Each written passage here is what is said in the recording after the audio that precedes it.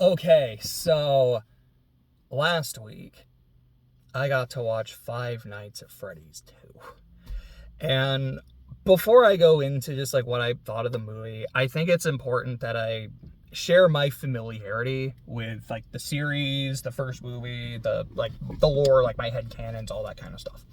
So to try to keep it relatively quick, I would say Five Nights 1 through 6 I very much, and Ultimate Custom Night, I very much kept up with. I've played 1, 2, and 4. I have watched playthroughs of 3 Sister Location and Pizzeria Simulator. And then I have not played Ultimate Custom Night, but I've seen a lot of the stuff in it. I'm like aware of like Help Wanted, Help Wanted 2. I played through a good chunk of Security Breach. But to me, it's kind of anything like Pizzeria Simulator feels like the ending, with Ultimate Custom Night being an epilogue. Everything else just feels like a different continuity, and I'm not sure if it is or not. When it comes to like Secret of the Mimic, I have no idea what that's about. I have not followed the books. So my headcanon regarding the first 7 games, like with Ultimate Custom Night being number 7, because like FNAF World, I think that is something completely different. If it's not, oops.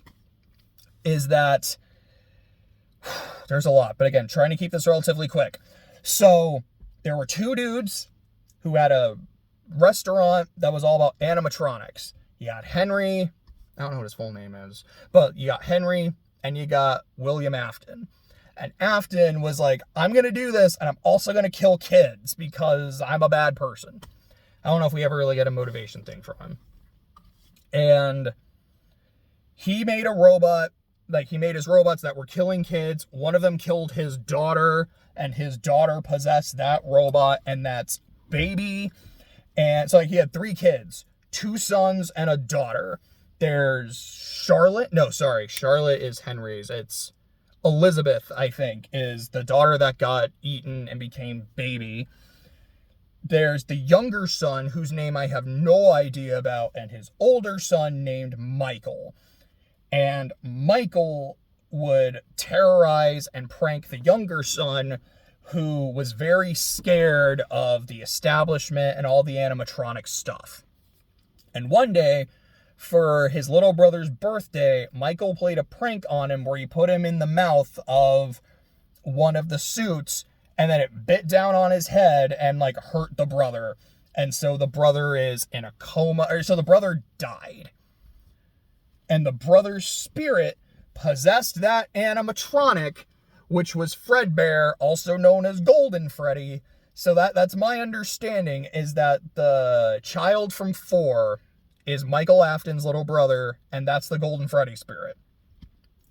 And Michael Afton was tasked by his dad to go to the sister location to do some maintenance, which is what led to Michael getting scooped, so that the sister location animatronics, led by Elizabeth's spirit, could escape.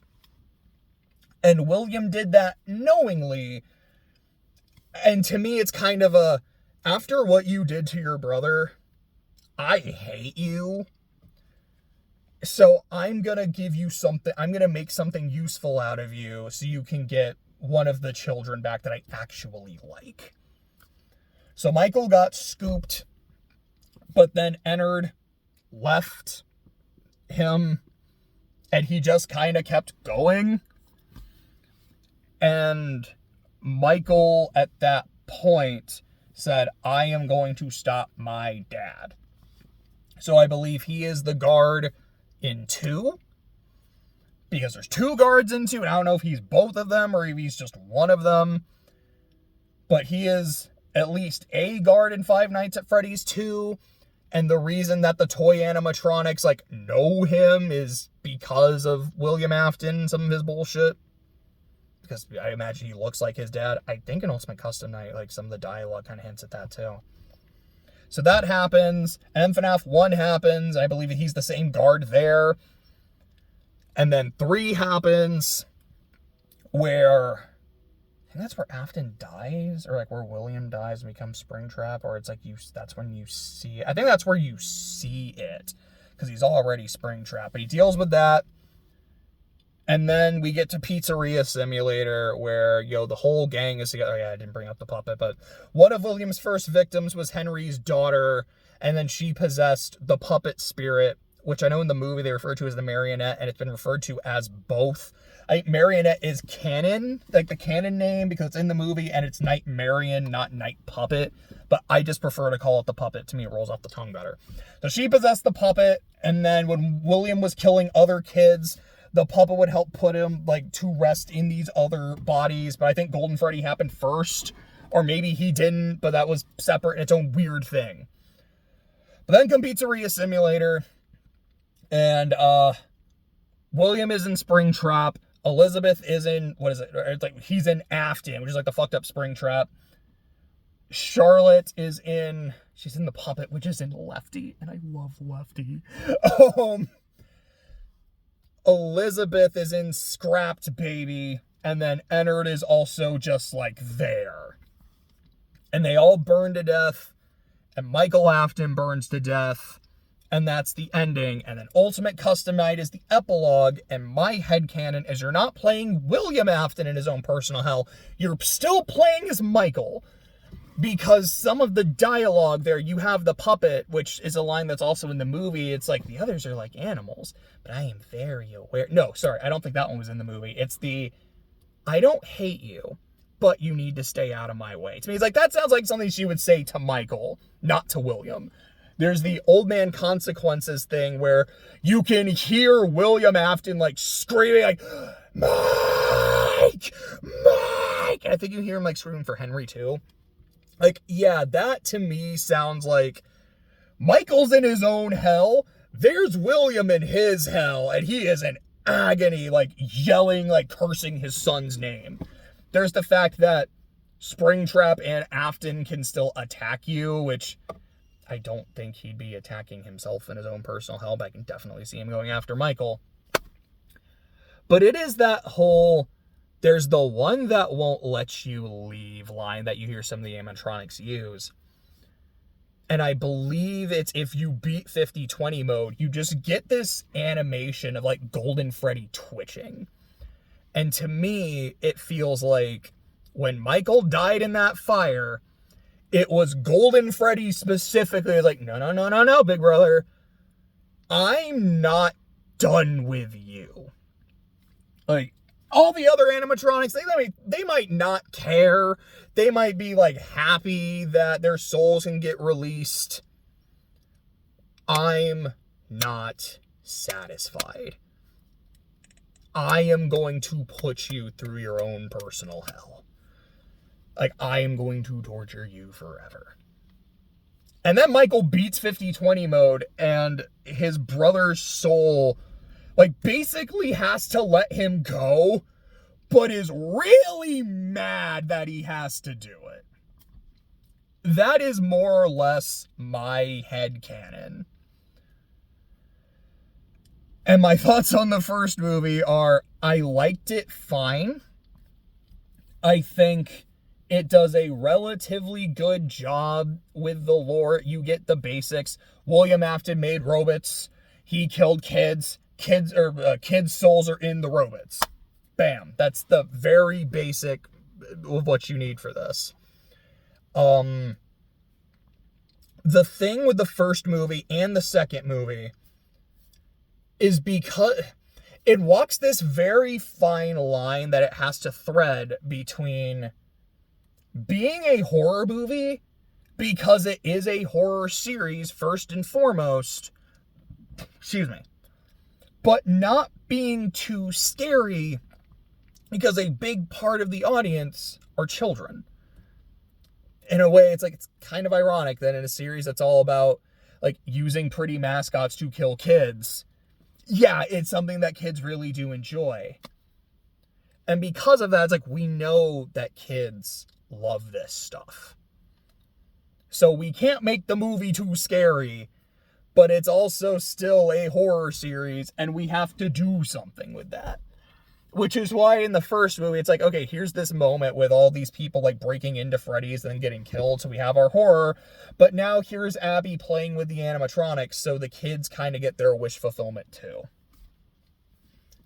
And I think FNAF 2 does a still pretty good job of that with Abby and her like interactions with the toy animatronics. Like, yeah, here's still like the kids getting to see their favorite animatronics and kind of having some fun.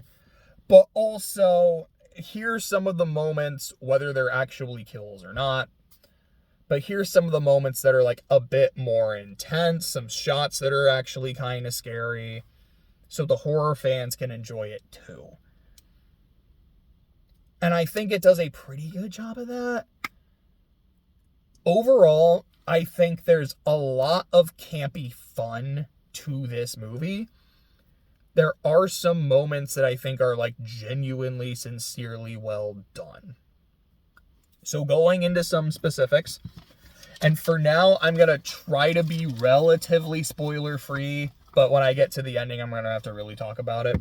So just some stuff that stuck out to me in my viewing is, number one, so Wayne Knight plays Abby's teacher, and he's one of my favorite things in the movie, because he just gets to be Wayne Knight, like very overacting, just being an absolute douchebag teacher. And he's consistently really funny, like just like how petty he is. But there's this one thing where he's like, what's our school motto? And the motto is, otters oughta help each otter. And I was like, I am like laughing so hard at this because I love it. Like, I love otters. It's one of my favorite animals. So I'm number one, like, otter representation. I love it. Number two, like, we don't have an otter animatronic, do we? Like, even an Ultimate Custom Night with, like, funny, like, Happy Frog and all of her dudes. Like, how did we still not get an otter? Really, Scott? Like, come on, man. So I was like, I don't know. At least I'm getting an otter in here somewhere. I was like, I just kind of love this motto. And I've quoted it a few times since. Like, I know I said it to Clay once, who watched the movie with me. He's like, what are you talking about? I'm like, dude, it was from the movie. It's one of my favorite things in it. So I don't know. Like, I absolutely loved that. But yeah, Wayne Knight just being a jerk was really fun. But then you have Skeet Ulrich playing Henry. And he's only in one scene, and they don't even say his name in the scene. He's not name dropped until a little bit later. It is genuinely, I think, one of the two best performances in the movie. Because Wayne Knight, I'm like, I don't know if I would say it's a good performance, but it's like, and I'll say this. Wayne Knight is having a lot of fun, and I'm having fun watching him.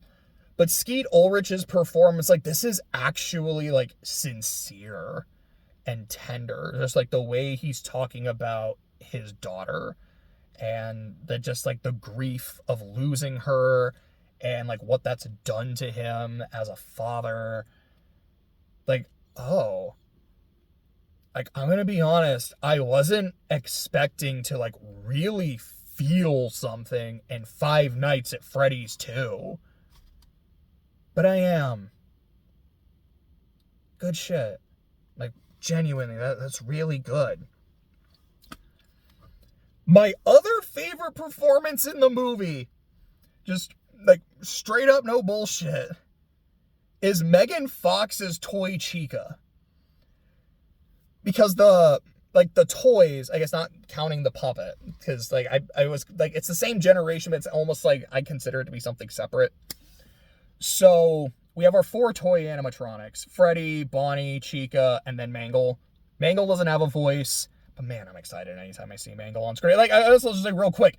Yeah, the animatronics still look incredible. Like, the toys look really good. The puppet still looks freaky as hell. It is as long as it's supposed to be. Man, I just kind of gushed anytime I saw Mangle, because I just love this thing. You see a full Balloon Boy animatronic, and he looks great. The withered animatronics look so good. It's just, like, dang. Chica and, like, all of her teeth. That is right out of the game. Faceless Bonnie looks awesome. Like, let's go. But the toys are all voiced. Kellen Goff is Toy Freddy, which I don't believe he's the one who voiced Toy Freddy in the games, but he is the canon voice of Freddy, so like that makes perfect sense. Toy Bonnie is voiced by Matt Pat, which I knew going in, and then I heard Bonnie talk. I was like, I would not have guessed that's Matt Pat. Like, that's actually a lot of fun. I kind of like this. But Megan Fox's Toy Chica is able to do this really good combination of being genuinely, like, fun and friendly. I love you, Abby. Like, you and I are really close. Don't worry. I've got your back. And then at other points, just like, yeah, that is kind of creepy.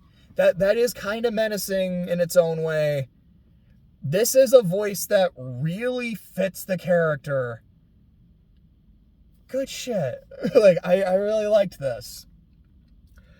Let's see. The voices, the animatronics.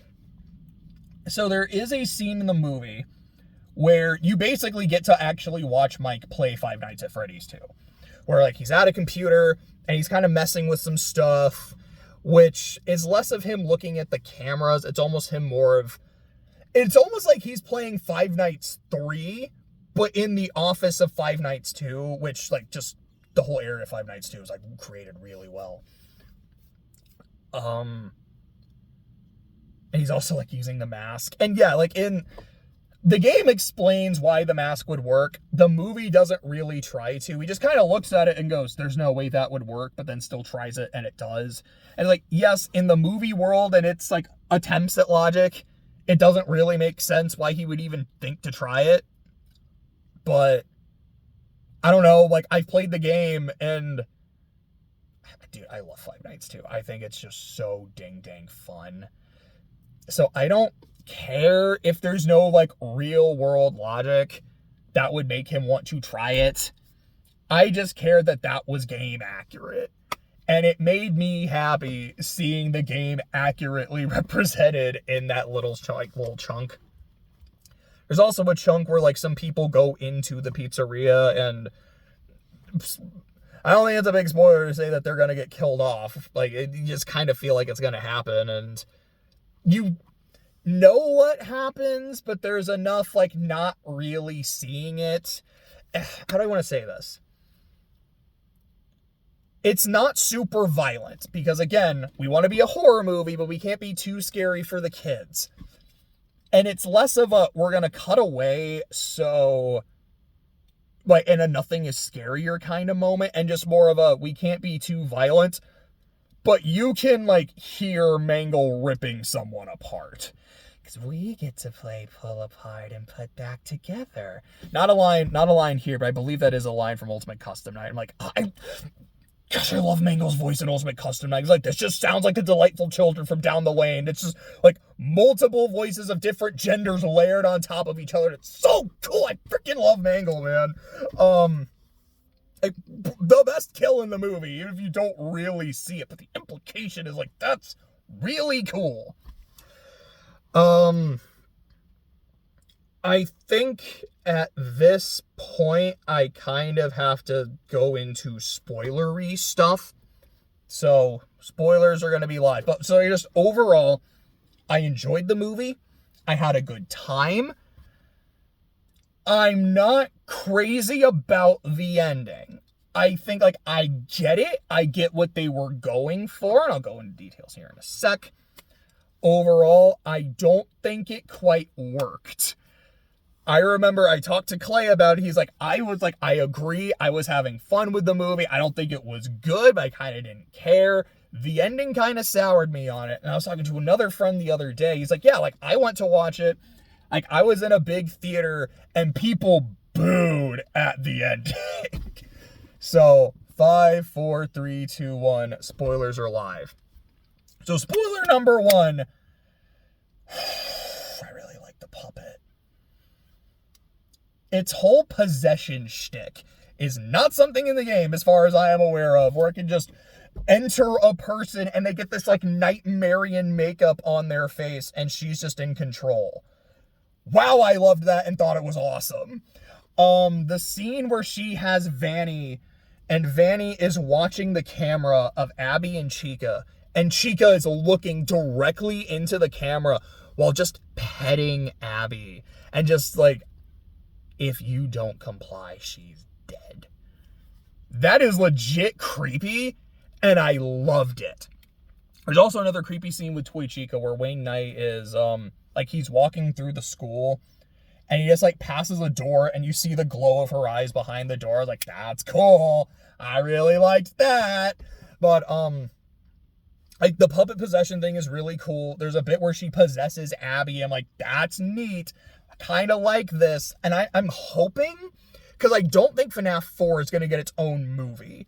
I feel like the whole, like, you know, a kid having nightmares and dealing with, like, the nightmare animatronics feels like something that could be, like, a side story.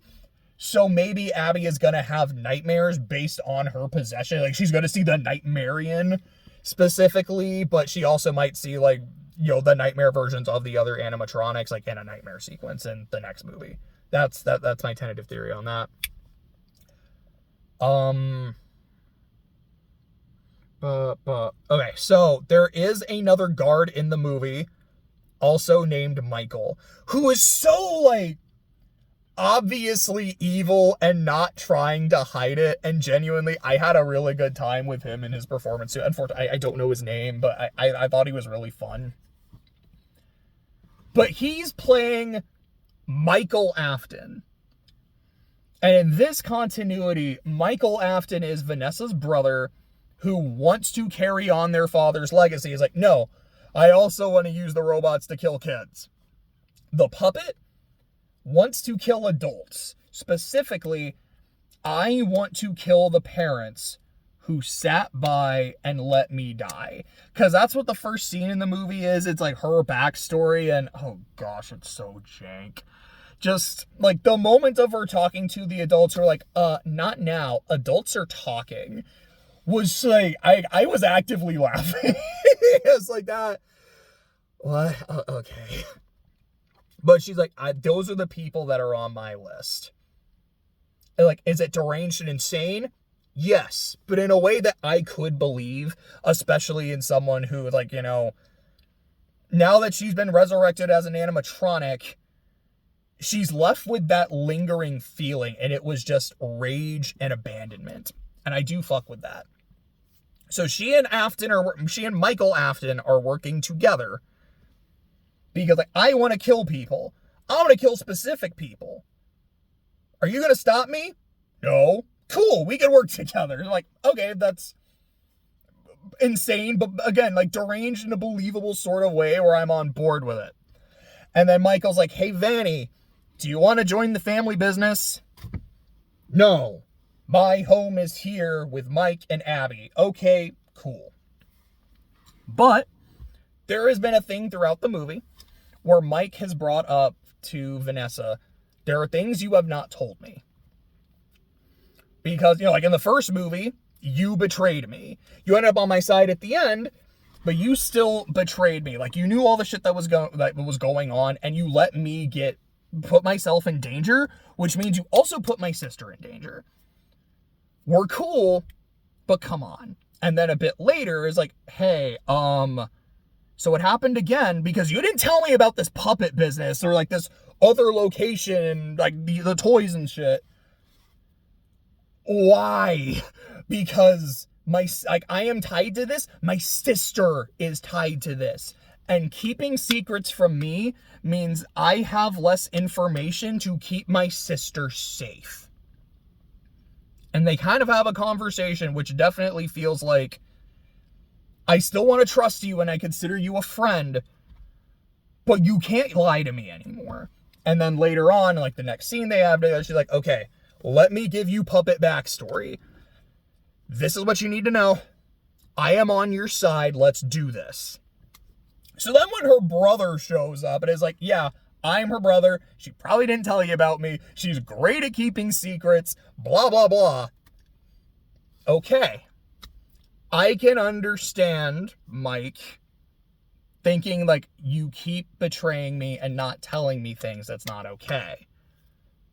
So when he says to her, I need you to stay away from me and my sister. I get it. This is also after her saying, in clear view of him, like he hears this, I'm not gonna be with my brother. Let me rephrase that. I'm not gonna side with my brother. I am siding with Mike and Abby. Like, this is my home. And he still goes, no. You gotta stay away. Like, the way he, like, held out his hand reminded me of that scene from Man of Steel. I'm like, oh, no, not this again. Like, this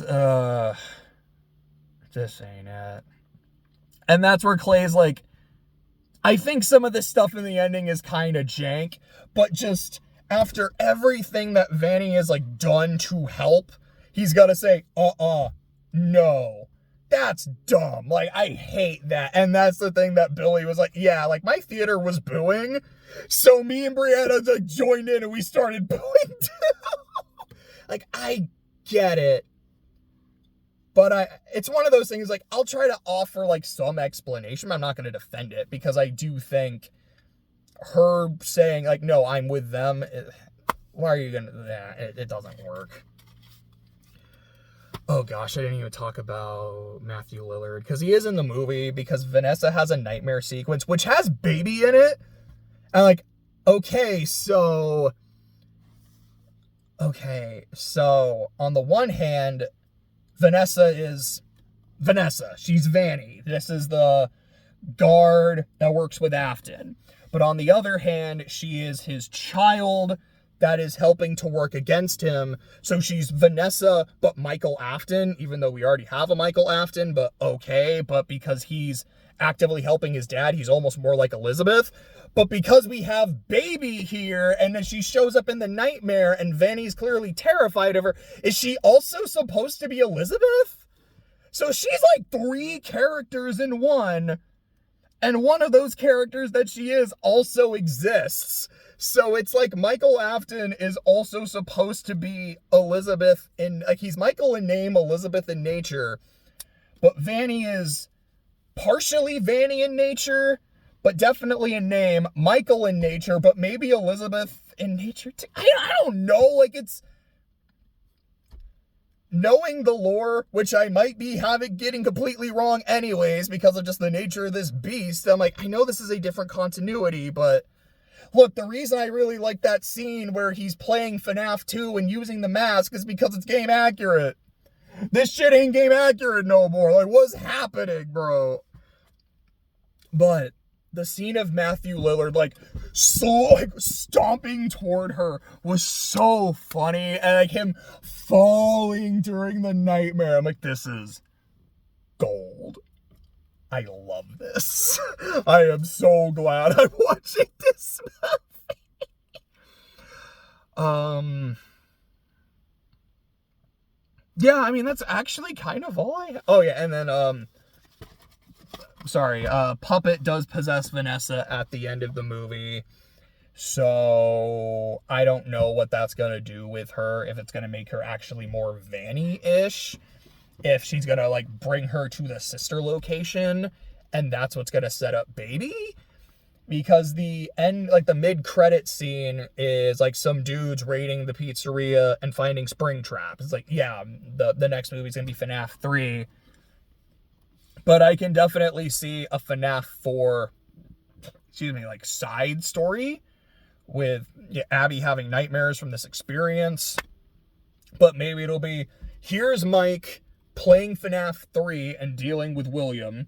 Here's Abby playing FNAF 4 in, like, one scene or so. And then maybe here's Vanny going to the sister location and, like, we deal with baby. That's kind of a lot for one movie, so I don't know. But I don't know, I guess we'll see. But yeah, like, I had fun. I genuinely, that's the thing, it's like, I don't think I could say I genuinely enjoyed this movie, because there's just a lot of things that don't quite work. But I don't even know if it's that, like, it works enough, but it works in the way that I wanted it to, which is, I'm having fun. There is a lot of overacting, which is fun. There's some underacting, which is also fun. The animatronics look great. And there are some performances, whether they're being genuinely creepy or genuinely sincere, that I'm glad I got to experience, and I expect to have fun watching FNAF 3, however many games it decides to cover. So, I think that's that. See you.